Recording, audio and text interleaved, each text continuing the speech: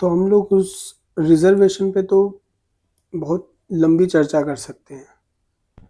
But अभी UP PCS क्या कर रहा है कि पहली स्टेज और दूसरी स्टेज में जो कैंडिडेट रिज़र्व कैटेगरी के हैं, एससी हैं, एसटी हैं, ओबीसी हैं या ईडब्ल्यूएस हैं, अगर वो जनरल कैटेगरी से ज़्यादा नंबर भी ला रहे हैं, तो उनको एलिमिनेट कर दे रहे हैं पहली ही स्टेज में, दूसरी स्टेज में। तो आप हमको ये बताइए कि लास्ट में फिर रिजर्वेशन का मतलब क्या रह जाता है? रिजर्वेशन का मोटा-मोटा मतलब यही है कि अगर 60% सीट रिजर्व हैं किसी के लिए, तो वो रिजर्व हैं, उस पे वो कैंडिडेट्स आएँगे। लेकिन अगर उन कैंडिडेट्स में से कोई अच्छा परफ़ॉर्म करके अपनी कैटेगरी से बाहर जाके अनरिजर्व सीट्स पे क्लेम करता है, तो आप उसको बाहर कर देंगे और फिर कह रहे हैं कि हम लास्ट में आपको रिजर्वेशन देंगे। फिर वहाँ तक कितना ही लोग पहुँचते हैं, ये आपको भी पता है। 40% अगर आप जनरल कैटेगरी को रिजर्वेशन इनडायरेक्टली दे रहे हो, उसके बाद आप कह रहे हो कि लास्ट में हम लोग एलिमिनेट कर देंगे, तो आप किसी भी एग्ज़ाम का रिज़ल्ट फाइनल लिस्ट उठा के देख लीजिए, उसमें किस कैटेगरी से कितने सिलेक्शंस हो रहे हैं, किसी से छिपा नहीं है ये। तो ये जो दोगलापन आयोग कर रहा है, या अभी सितंबर में माननीय हाई कोर्ट का डिसीजन भी आया था इसके रिगार्डिंग, फिर सेकंड बेंच ने उस पे स्टे लगा दिया। अभी क्या स्टेटस है कुछ पता नहीं है। अब मेरा कंसर्न ये है कि जैसे मैंने फॉर्म भरा है अभी असिस्टेंट प्रोफेसर का, उसमें ओबीसी कैटेगरी में 7 सीटें हैं, 7। फिर जनरल कैटेगरी में 21 और 22 हैं, आई डोंट नो, बट हैं। अब हम अगर फाइट करेंगे तो क्या हम सिर्फ 7 सीटों पे फाइट करेंगे, एटलीस्ट पहली 2 स्टेजेस में, प्रीलिम्स और मेंस में। और अगर हमको साथ में ही करना है तो फिर रिजर्वेशन किसके लिए दे रहे हैं आप? हम उससे अच्छा जनरल कैटेगरी में करेंगे। मैं जनरल कैटेगरी से मैं कर सकता हूँ क्रॉस, मैंने किया है पहले भी। तो रिजर्वेशन का मतलब यही है ना कि मेरा कुछ बैकग्राउंड, मेरा कुछ खराब रहा है, या मुझे उतने साधन नहीं मिले जितने किसी एक वर्ग को मिले हैं।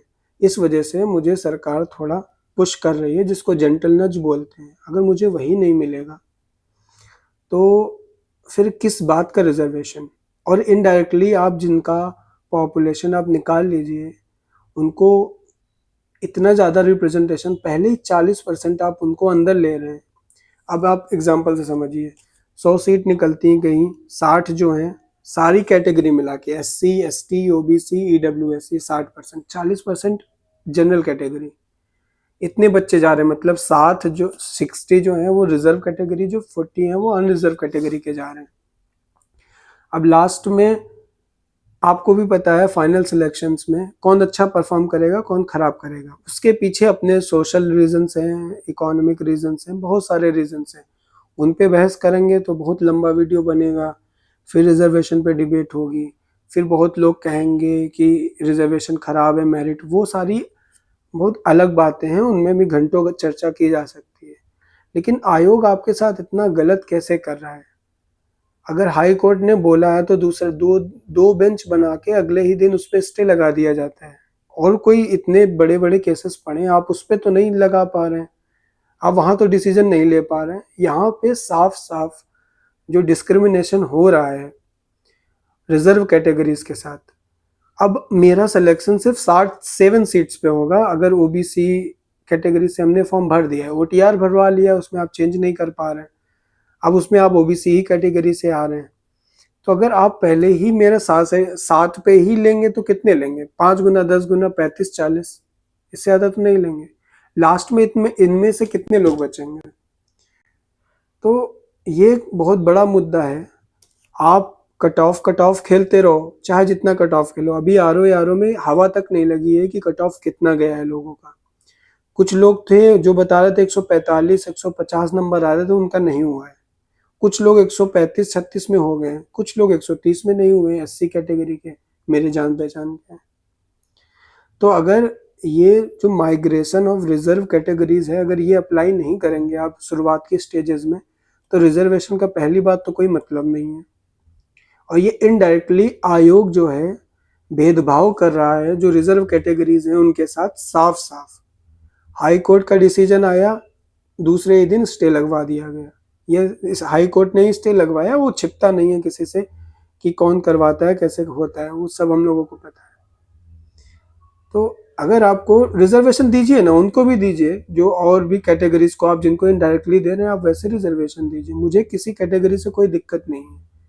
लेकिन आप अगर कोई चीज़ दे रहे हैं तो आप उसको थोड़ा बुद्धि लगा के दीजिए। इनडायरेक्टली आप उनसे उससे ज़्यादा सीटें छीन ले रहे हैं जितनी आप डायरेक्टली देने की बात कर रहे हैं। तो मेरा ये वीडियो बनाने का मकसद यही है कि बाकी जो कैटेगरीज के लोग हैं वो थोड़ा अपना आवाज़ उठाएं, या जो कुछ भी कर सकते हैं अपने लेवल पे करें।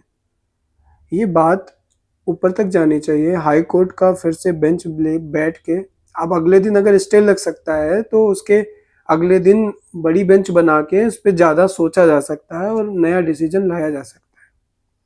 सुप्रीम कोर्ट ने भी कहा था 2025 में ही कि अगर आप एडवर्टाइजमेंट में ऐसी कोई बात नहीं लिख रहे हैं कि हम रिजर्वेशन पॉलिसी ऐसे अप्लाई करेंगे, तो आपको प्रीलिम्स में भी देनी पड़ेगी, मेंस में भी देनी पड़ेगी, और उसमें इंटरव्यू में फाइनल में जो आपको देनी है वो तो देनी ही पड़ेगी। लेकिन कोई सुनवाई नहीं है, सिर्फ अपनी चला रहे हैं। कोई मतलब नहीं है ऐसे रिजर्वेशन का। अगर हम ओबीसी पिछले 3-4 साल से आप कोई भी कट ऑफ उठा के देखिए, ओबीसी की कट ऑफ, ईडब्ल्यूएस की कट ऑफ जनरल कैटेगरी से 10 नंबर, कहीं कहीं 5 नंबर ज़्यादा जा रही है। इसका मतलब यही है कि ओबीसी जो 27% या अभी मान लीजिए रिजर्वेशन है, जिनकी पॉपुलेशन अभी सेंसस होगा 27 में तब पता चलेगा, 50-60% में मान के चलता हूँ इतनी है, 60% लोग सिर्फ 27% सीट्स पे फाइट कर रहे हैं। अभी सब पढ़ रहे हैं, सब आगे बढ़ रहे हैं। तो आपको भी पता है 27% में 60 में अगर 50 भी डिजर्विंग है, 40 भी डिजर्विंग है, तो 27 में फाइट नहीं करेंगे, 13 जो डिजर्विंग है, 14 डिजर्विंग है, वो बाहर हो जाएंगे उससे। तो ये सारे मुद्दे हैं, ये सारी बातें हैं जो आयोग को समझ में नहीं आ रही हैं। आयोग इनडायरेक्टली रिजर्व कैटेगरीज को बाहर कर रहा है, चाहे जैसे करे।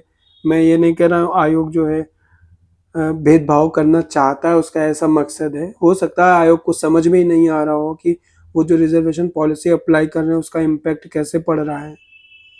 तो ये बात आप अगर हो सके तो अपने लेवल पे करिए, अपने से ऊपर जाके थोड़ा करिए, बताइए, इस बारे में डिस्कशन करिए, क्योंकि ये रिजर्वेशन कोई खैरात तो है नहीं। पहली बात, कुछ हिस्टोरिकल्स बातें रही हैं जिनके बेसिस पे ये रिजर्वेशन दिया गया है, बहुत डिबेट हो के मिला है, और क्यों मिला है, कैसे ख़त्म होगा ओवर टाइम, ये भी आपको पता है। लेकिन अगर आयोग ऐसे रिजर्वेशन देगा तो ये बेसिकली अल्टीमेटली आयोग इनडायरेक्टली ये रिजर्वेशन या कास्ट, अगर मैं बोलूँ मोटा मोटा, उसको वो बढ़ा ही रहा है। क्योंकि ओबीसी वाले अगर ओबीसी पे ही सेलेक्ट हो रहे हैं तो क्या मतलब है। एटलीस्ट शुरुआत के 2 स्टेजेस में, फाइनल स्टेज की हम बात नहीं कर रहे।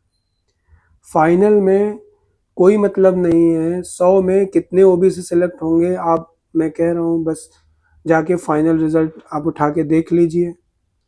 फाइनल में मेरिट में अगर 40% इनडायरेक्टली जो रिजर्व कर दिया गया है जनरल कैटेगरी के लिए वो यूपीपीसीएस द्वारा, तो 40 में मैं ये कहूँगा 38 जनरल कैटेगरी के ही सिलेक्ट होंगे।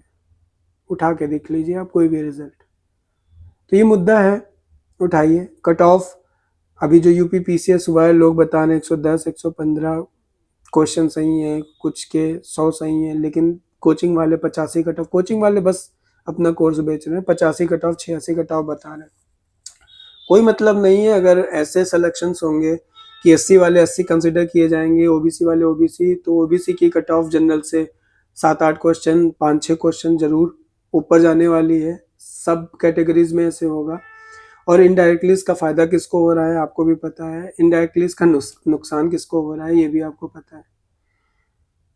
सितंबर में जब हाई कोर्ट का रिजल्ट, हाई कोर्ट ने जब निर्णय दिया था, तब से मैं थोड़ा सोच रहा था कि इस पे वीडियो बनाऊंगा, पर ठीक है अभी टाइम मिला है तो हम बना रहे हैं। अगर आप बोलोगे तो मैं थोड़ा और अच्छे से रिसर्च करके और इस पे वीडियो बनाऊंगा।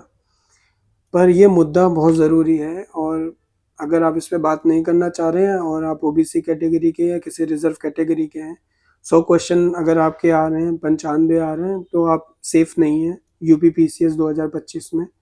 क्योंकि कट ऑफ कुछ भी जा सकती है। लोगों को 112 क्वेश्चन ठीक हुए हैं, और ओबीसी कैटेगरी वालों के भी ठीक हुए हैं। तो आप बात करिए इस पे, जिससे हो सकता है, जहाँ तक हो सकता है आवाज़ उठाइए, अपनी बात पहुँचाइए। धन्यवाद।